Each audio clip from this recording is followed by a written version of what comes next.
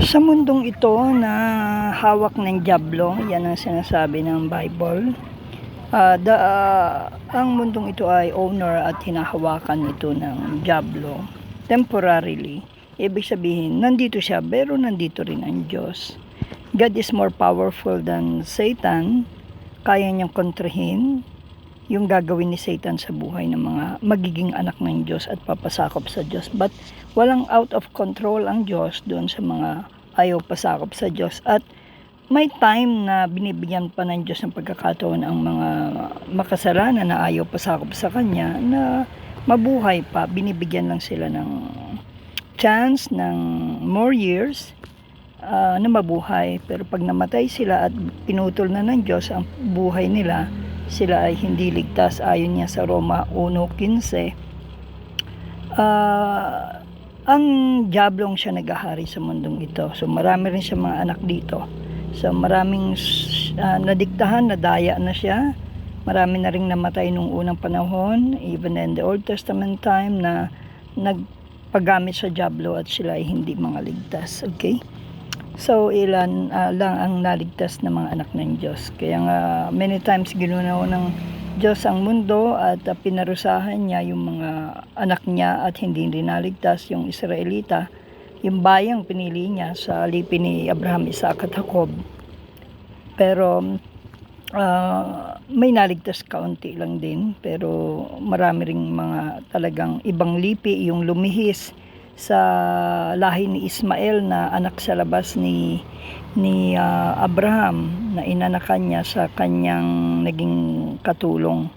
Okay, so inihiwalay ito ng Diyos at hindi sila nagtuloy sa pananalig sa Diyos ng Israel ni Abraham. So kaya may nagpatuloy ang kasamaan pa rin. So may diablo na nagdidikta.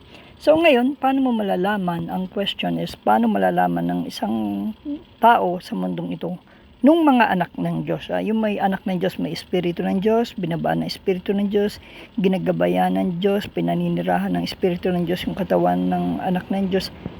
Yung tunay na nagsuko sa Diyos, tunay na nagpapalago, tunay na nagsisi sa kasalanan at hindi na ito babalikan, tunay na tumatalikod sa kasalanan, tunay na nagpapatotoo na sa Diyos at tunay na sumusunod, gumaganap sa nais ng Diyos sa kalooban, tunay na lumalayo sa kasalanan, tunay silang instrumento, representative ng Diyos sa lupa.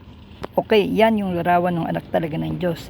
Sa bunga makikita, hindi sa bihis hindi sa simbahan na itinayo niya o itinayo ng diablo na may Bible din o may verses din, hindi doon So kundi hindi makikita sa laki o sa dami ng mga dumadalo o bilang nila, kundi makikilala sila sa aral na dala sa pamumuhay na tuwid at banal na sumusunod talaga sa Diyos at lumalayo sa kasalanan.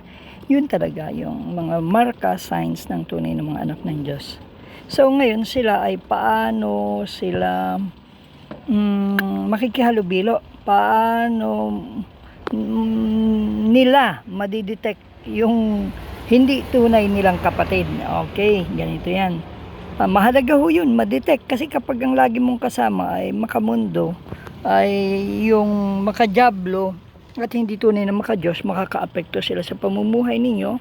Makakaapekto ang kanilang masamang example, masamang aral, masamang itinuturo, lalo na sa mga bata. Pag yan ang nakita nila ay magagaya o halimbawa maling grupo o gawain na punta ay hindi lalago at makakaapekto at maglilipat, kumbaga espiritu ng diablo, yung kapangyarihan lumilipat at talagang hindi nila kakayanin kontrolin dahil yun din ang gusto nila, yung gawain ng espiritu ng diablo.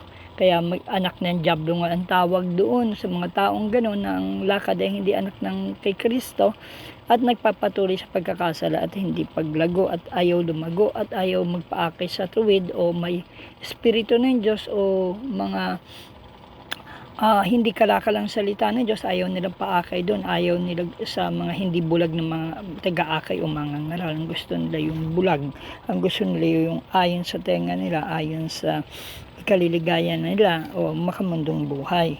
So ngayon, yung pagpili ng paano malalaman, how can we or can you detect kung yung isang tao ay sa Diyos o hindi?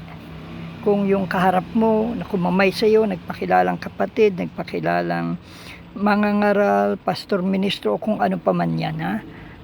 How can you detect? It's hard. Kaya nga sabi ni Kristo, i-check nyo ang bawat espiritu. At pati nga tayo ng mga anak niya, lagi nyong i-check yung sarili ninyo. Baka kayo mali na rin, mali ang aral na. Sabi ng mga alagad ni Kristo yan, no? Okay, may pag-check dahil baka mamaya akala mo nasa tama ka. Pero yung ibang alam nila tama sila kahit mali ang buhay nila. Nasa buhay, sa bunga ng espiritu, sa pagganap sa katuwiran, kabanalan, paglayo sa kasalanan, pagtupad sa nais ng Diyos.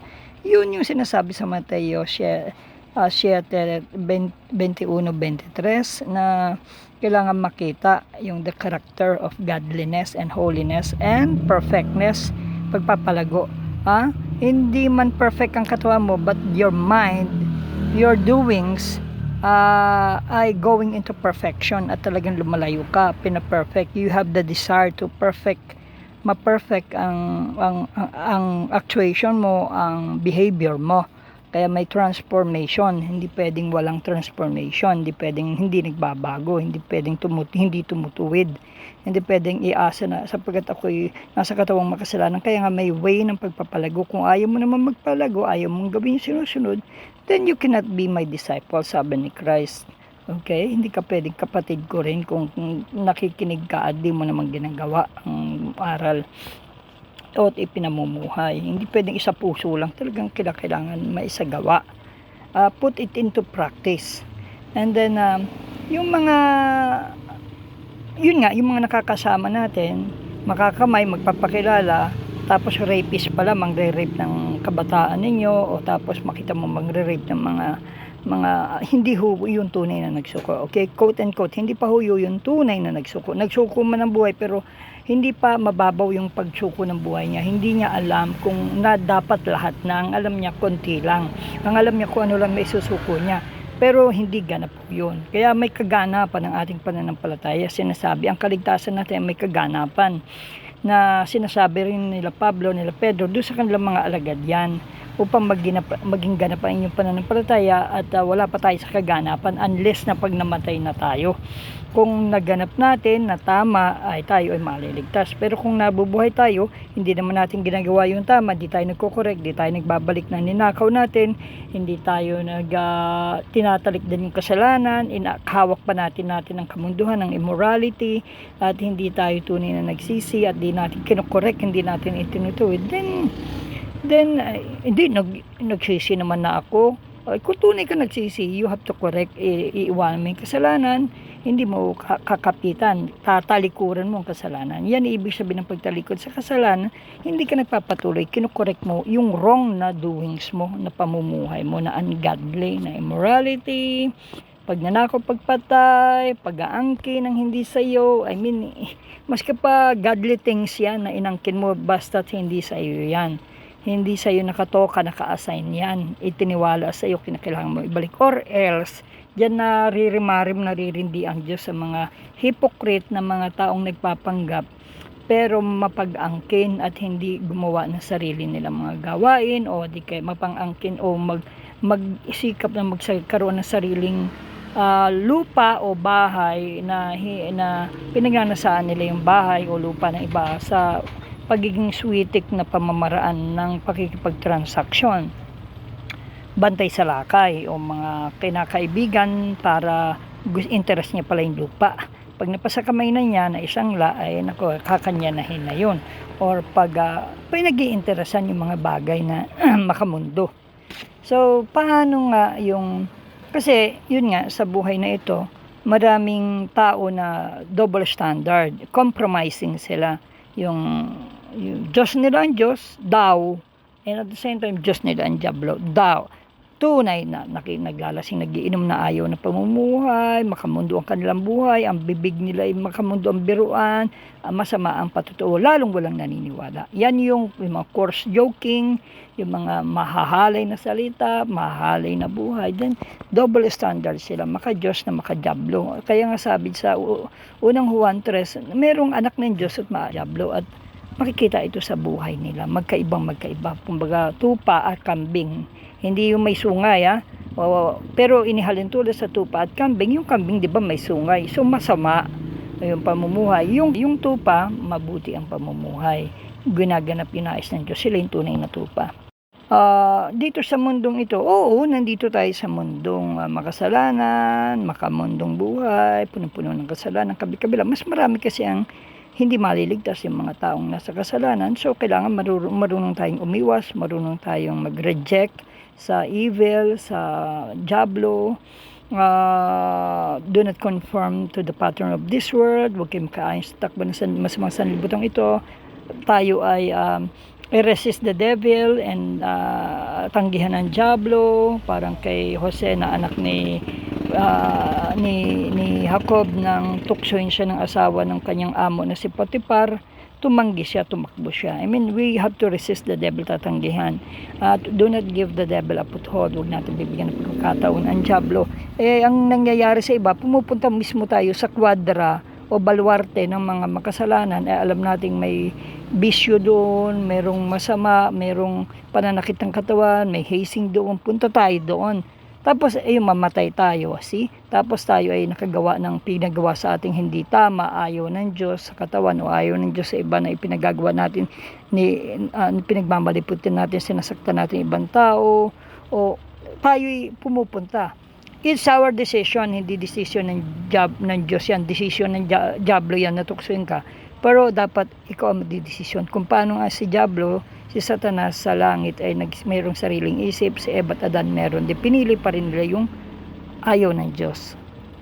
So, dito sa mundong ito, dapat alam natin kung sino yung mga kapatid yung tunay. And then, kaya nga pinalalayo tayo ng Diyos sa mga hindi nating tunay na kauri. Hindi iba ang lakad, iba ang pamumuhay, naghahalo ang balat sa tinalo pa, naghahalo yung makamundo at mga huwad. Yun ang ayaw ng Diyos, at galit ang Diyos doon sa mga hypocrites, na mga mapagkunwari, nakadamit ng puti pero nabubulok ang kalooban, talagang ganid sila, ay masasama talaga, mga manyaki sila ay makamundo talaga, sila yung paggawa ng kasalanan ng nais ng diablo ang ginagawa. Kaya dapat talian ng bitin ng gilingang bato ang leeg at tapon sa puso ng dagat. Sila hindi asin, dilim talaga sila. Hindi pa sila napasakop sa Diyos.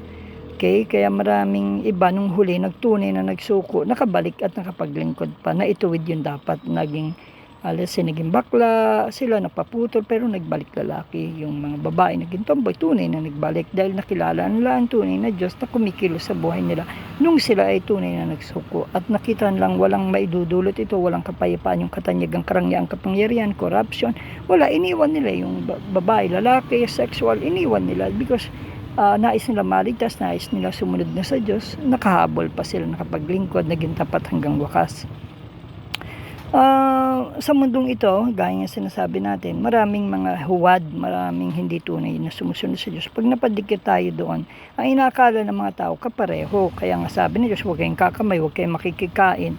O paano kung nagkita kayo sa lugar na magkasama kayo, kumamay sa iyo, di kamayan mo. Pero dapat ma-detect ng tao, ng unbeliever at may ibang believer na iba ka at iba yun. Kahit binabrother ka niya o sinisister ka niya, pero iba ang lakad nyo, iba dapat makita, no? Dapat in-explain mo rin yan na magkaiba pa rin kayo, hindi kayo magkapatid. Kay Kristo, although binati kang kapatid, pero hindi mo kapatid, iba ang lakad. Kaya nga lang yung tao sa mundo, takot magsabing, hindi ko yung kapatid, dahil baka makautang ako dyan pagdating na araw. O meron silang pinangingilagan. Ang mga anak ni Kristo na tunay, alam nilang i-detect at alam nilang lumayo at alam nilang itakwil, alam nilang itiwalag sa grupo nila yung mga hindi kanila. Inutos yan ng Diyos dahil makasisira sila. Kaya nga kahit sa pag-aasawa, kung ang asawa ay mag-iimmoral, magiging masamang patotoo din lang, hiwalay yan na, payagan na yun dahil makakasira yan. Hindi na makagiging patotoo ni Kristo yan sa pamilya. na nasa kasalanan, nasa ongoing, kailangan mag-decide muna, magsisi, at saka doon pa lang sa magiging anak. Doon pa lamang sa tatanggapin ng Diyos. Hindi sa hap-hap na pagsuko ng buhay. Yung kahandaang magsuko ng buhay, tumalikod sa kasalanan, sumunod, magpabautismo sa tubig bilang kapahayagang patay na at susunod na sa kay Kristo. Doon pa lamang bababaan ng Espiritu ng Diyos at doon pa lang mapapatawad. Hindi yung sa hap-hap na pagsisisi. Tapos hap-hap na nga pagsisisi, hindi pa handang magpalago, hindi pa handang maghanap ng tuwid na mangangaral, hindi nga naman gusto magpaakay. Kaya mahirap. Kaya merong tunay na anak, merong hindi. So, ingat din tayo dahil hindi lahat ng mangangaral, hindi lahat ng nagsasabing Kristiyano. Kaya nga sabi ni Kristo, not everyone who says, Lord, Lord, will enter the kingdom of God, but only those who do the will of my Father in heaven. May tupa, may kambing. Kaya ang mga grupo ng mga tunay na anak ng Diyos, masarap kasama. Pamilya sila, hindi sila nagtatangi ng mahirap o mayaman, nagtutulungan sila. Tunay na magkakapatid. Higit pa sa magkapatid na dugo.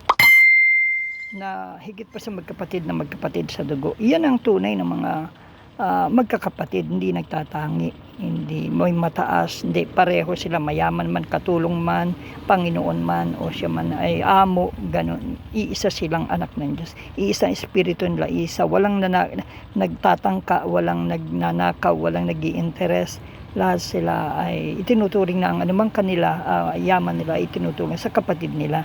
Hindi nila ginagamit ang yaman nila para alipinin o gamitin sa politika o pagkaperahan o kunin lang ang boto ng tao, kaya nila tinutulungan. Kumbaga, sila ay tunay na may intention silang pakinabangin lamang sa anumang paraan yung tao. So yung tunay sila magkakapatid. Kaya masarap bumuo ng gawain ng Diyos na kung yung tunay na tagapag-alagad, alam niyang magturo ng magpalago, alam niyang mag-akay talaga, magiging pamilya yan na hindi nagkakagulo, hindi nag-aaway. Isa ang direksyon, isa ang dinidinig aral ni Kristo sa pamamagitan niya na taga-akay na tunay na may espiritu ng Diyos na may anointing. Ang mahirap pag walang anointing, hindi pa anak ng Lord, di pa nagsuko ng buhay, mangangaral na, ay naghahawak na ng mga itinayong simbahang kuno ng Diyos, pero sa dyablo pala, pagkakaperahan, mahalay, kalakal ng salita ng Diyos, hindi lalago yan, maski anong gawin mo, patay pa rin yan kay Kristo. Yung mga pakanta-kanta lang iyan, paaral-aral, pero paglabas, mga kambing at magiging masamang patutuo. Kaya dapat alam pa rin, i-detect at hindi, ang nakaka-detect naman yan, talaga, madidetect yan ng unbeliever kung yung mga ngaral o yung mga Kristiyano yan ay tunay o hindi. Maniniwala sila. Yung kambing man yung nakakakita o tunay na tupa. Kapag tunay na tupa nakakita sa kanila, gusto ng tunay na tupa na makasama yun dahil alam niyang tunay na tupa yun. Pero pag nakita ng tunay na tupa na yung isang grupo o isang mangangaral o isang Kristiyano daw ay hindi tunay, aayaw niya. Pero kapag ang nakakita doon ay unbeliever or kapwa manggagaw, unbeliever, na ayaw sa Diyos, kambing, pag nakita niya yung tunay na grupo, tunay na anak ng Diyos, tunay na magkakapatid kay Kristo, ayaw niya kasi ayaw niya mapatuwid ang buhay niya. Pero kapag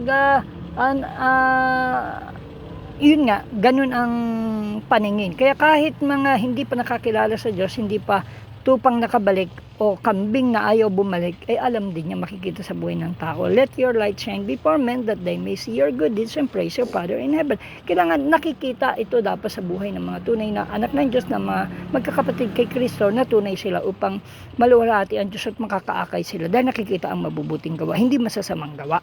Yun ang marka, yung pagiging mabuting gawa, yung tunay na bunga ng Espiritu na hindi ka ipokrito ang Espiritu ng Diyos, kundi tunay na Espiritu ng Diyos ang gumagalaw, ang naghahari sa kanila. Hindi sila mga ipokritong tao.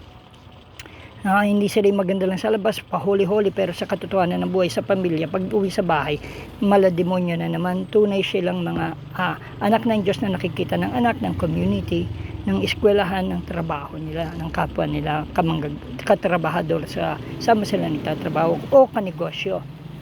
So, yun. Kaya, makikita sa bunga nila yung kung sila ay sa Diyos, tunay na anak ng Diyos o hindi. Doon makikilala. Okay? Sa paglayo sa kasalanan. O kung makamundo pa rin, pag talagang makamundo, yan, pwede kayong didistansya ng unti-unti. Pakitunguhan nyo kung pumasok sa iglesia, pakitunganan, mahalin pa rin, pero kung ayaw, okay lang din, sige, para malay mo talagang baka tupa pa rin, pagsakripisyohan pa rin, hanggat hindi nakasisira. Kung makasisira at magnanaka, sila ay magchichismis, kailangan itiwalag, kailangan ganun. Kaya nga pinipili rin yung dapat tumindig. Baka mamaya hindi pa kapatid talaga kay Kristo, hindi pa tunay na nagsuko ng buhay, hindi pa tunay na sumusunod sa tamang pagpapamilya. Ginawang leader, ayaw yun ng Diyos. Wala, hindi dapat ganun ang sabi kay Tito. Pipiliin mo yung tamang mga leader upang maging patotoo sila, encouragement, hindi sila kasamaan. Okay?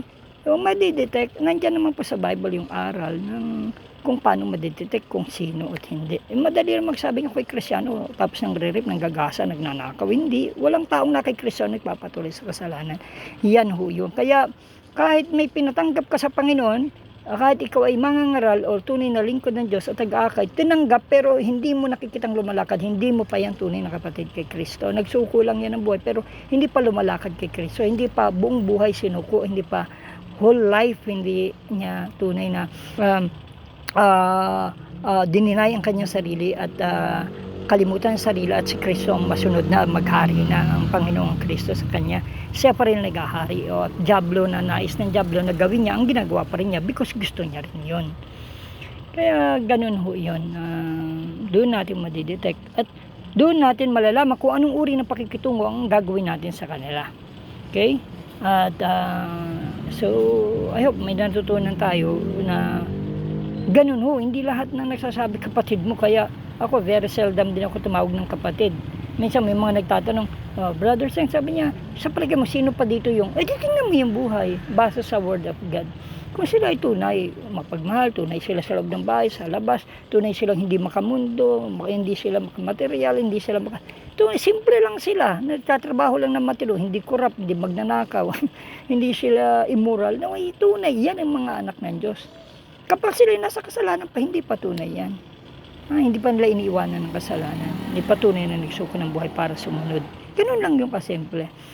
Kaya marami iba, konti nga lang maliligtas. Kasi di konti lang din ang gawain ng sa Diyos din talaga. Konti lang ang mga tupa niya talaga. Konti lang din ang nangangaral niya. Kaya yun ang hanapin natin. Dahil hindi ko mo marami. Marami sila. Tingnan mo buhay. Kung ang buhay ay hindi sa Diyos sila malakad, hindi yan anak ng Diyos.